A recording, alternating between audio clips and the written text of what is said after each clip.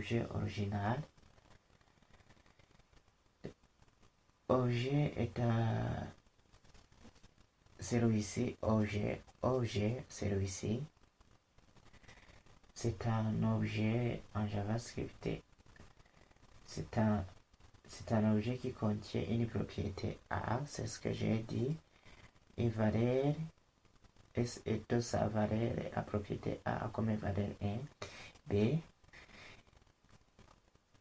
c'est une propriété qui elle-même contient un sous-objet. Le sous-objet, c'est C comme propriété et D comme valeur. Ici, pour le clonage profond avec structure clone, avec celui-ci structure clone,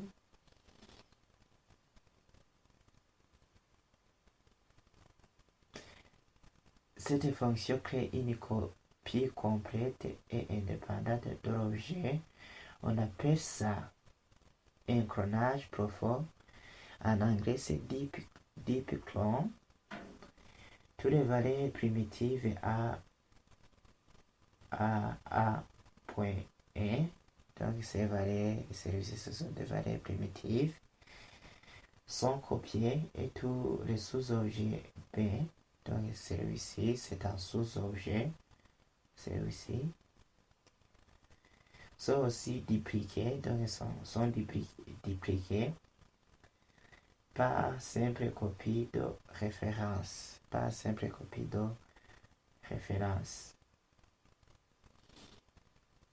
Ça, c'était une petite parenthèse pour vous montrer aussi ce qu'on appelle structured clone. On peut aussi faire une queue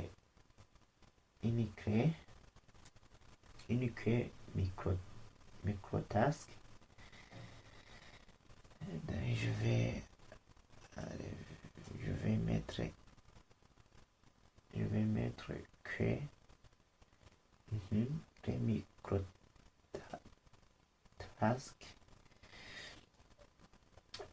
Je mets une fonction fléchée, une fonction anonyme fléchée.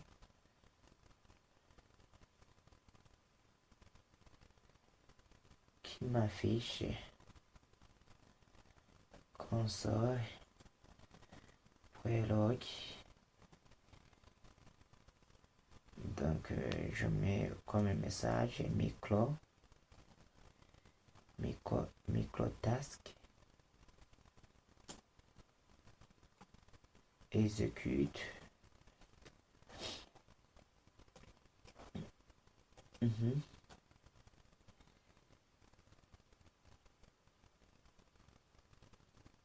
Si j'enregistre, vous voyez, ça m'affiche microtask execute. Alors, que fait alors microtask? En JavaScript, le moteur comme celui dont mon navigateur ou bien de Node.js exécute le code en suivant une file d'attente de tâches appelée event loop. Cette boucle, donc event loop, gère deux types de tâches principales. La première tâche, c'est le macro tâche qui a comme set time out, set interval ou bien le zéro lecture de fichier requête raison ou bien le code global qu'on écrit dans le fichier .js. La deuxième tâche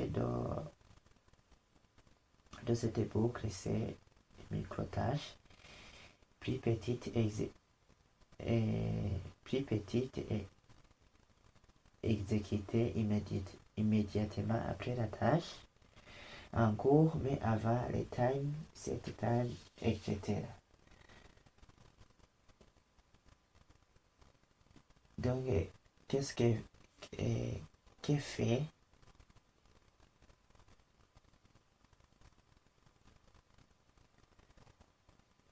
est-ce que si je mets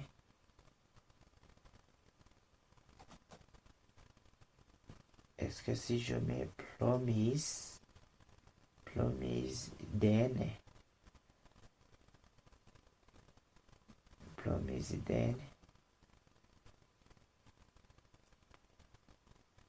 ça donne quoi? Je dois vérifier ce que ça donne. Puis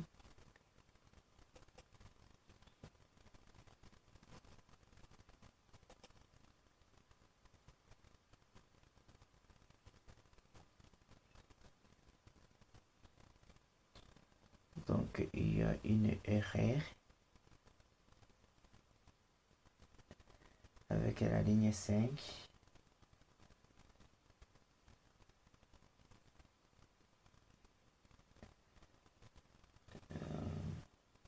Et on dit promise is not a function, donc ce n'est pas une fonction, donc je ne peux pas faire inventer, je ne peux pas faire inventorier ça, mais cette fonction Q, la fonction Q microtask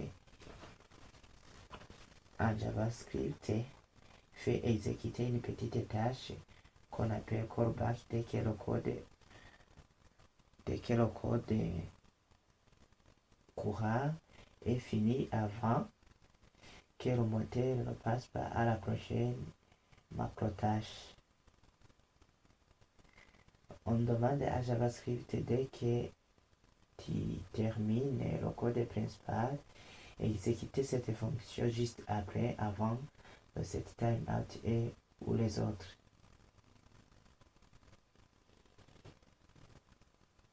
Donc pour bien comprendre que faire,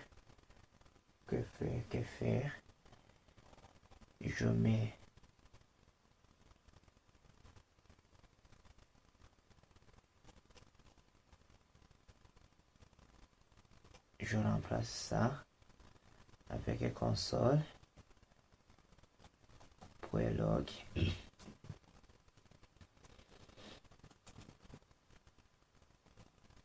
Je mets débit. Regardez si j'enregistre.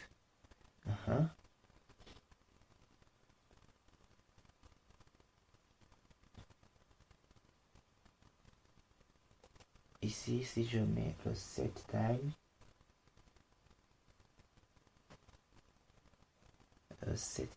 out, que je mets des parenthèses fonctions fléchées et que je refais programmer console .log et je mets, tu vas m'afficher timeout.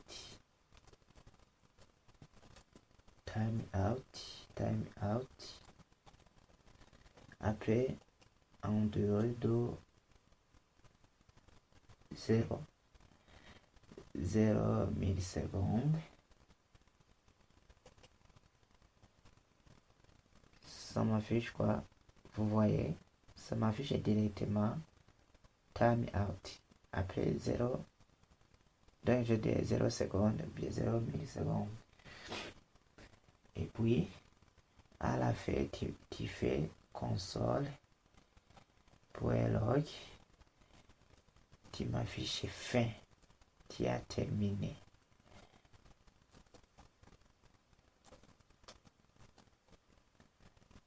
Et ça m'affiche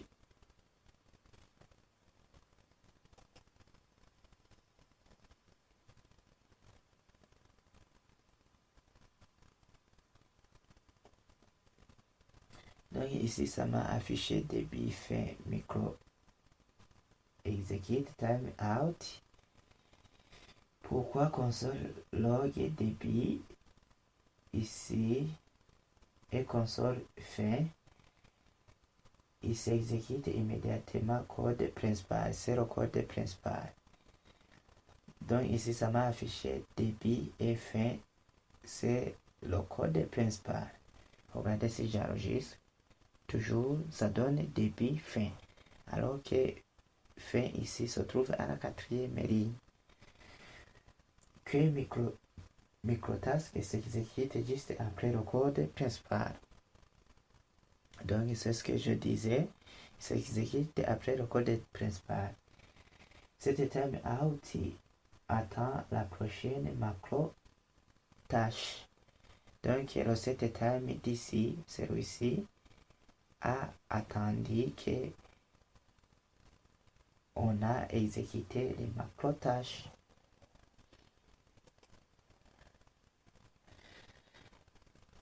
Donc, pour une bonne pratique, utilisez eval avec prudence et risque de sécurité.